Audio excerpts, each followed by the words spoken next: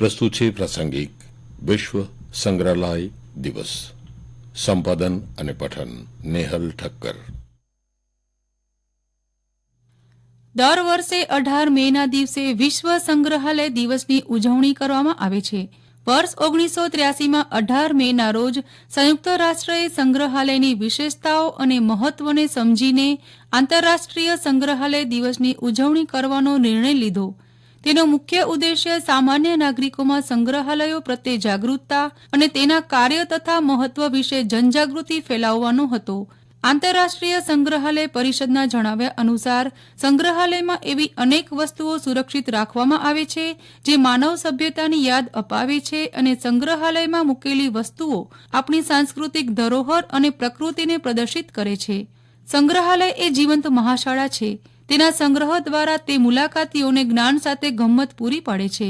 સંગ્રહાલયોનું મુખ્ય કાર્ય નમૂનાઓનો સંગ્રહ કરવો, તેમનું દસ્તાવેજીકરણ કરવું, શૈક્ષણિક ઉપયોગિતા ધ્યાનમાં રાખી પ્રદર્શિત કરવા, તેમના વિશે માર્ગદર્શન સેવા આપવી, વિવિધ શૈક્ષણિક પ્રવૃત્તિઓ કરવી તથા આ પ્રવૃત્તિઓનો પ્રચાર કરી જાહેર જનતાને તેનાથી માહિતગાર કરવી તે મુખ્ય કાર્યો છે. અતીતમાં ડોક્યું કરવું હોય તો ઇતિહાસ અંગેની જાણકારી મેળવવી જરૂરી છે. ઇતિહાસના પુસ્તક સિવાય પણ એક માધ્યમ છે, તે એટલે સંગ્રહાલય. સંગ્રહાલયમાં પ્રાચીન શિલ્પ, સ્થાપત્ય અને અવશેષોની શોધ વિશેષજ્ઞ દ્વારા કરવામાં આવે છે અને તે અવશેષો મ્યુઝિયમમાં મૂકવામાં આવે છે. સંગ્રહાલયની અંદર મૂકવામાં આવેલ વસ્તુઓ, સામગ્રીની જાળવણી થાય, સંભાળ લેવાય તે સંદર્ભે કેન્દ્ર સરકાર દ્વારા આર્કિયોલોજી સર્વે આર્ટ ઓફ ઇન્ડિયાની રચના થઈ છે. સંગ્રહાલયમાં માટી, પથ્થર, ધાતુ, ચામડા વગેરેની સાથે પ્રાચીન સમયના પહેરવેશ, સિક્કા, વાસણ, જૂની હસ્તપ્રત, હથિયાર, જૂના ફોટાઓ વગેરે એક સ્થળે રાખવામાં આવે છે. પરિણામે વર્તમાન પેઢી તથા ભાવિ પેઢીને પ્રાચીન વારસાની જાણકારી મળી રહે છે.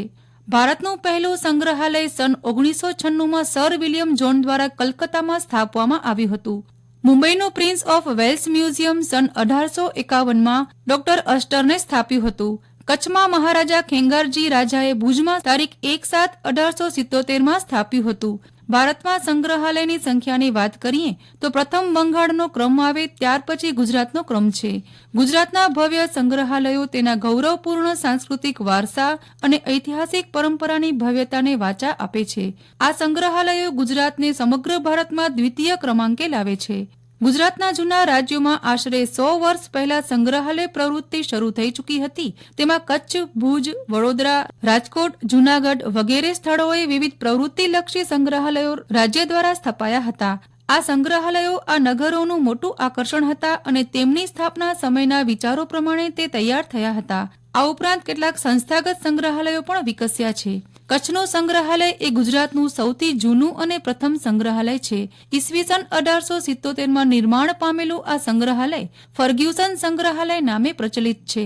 આઝાદી બાદ આ મ્યુઝિયમમાં નામમાં ફેરફાર થયા અને તે હવે કચ્છ મ્યુઝિયમ તરીકે ઓળખાય છે.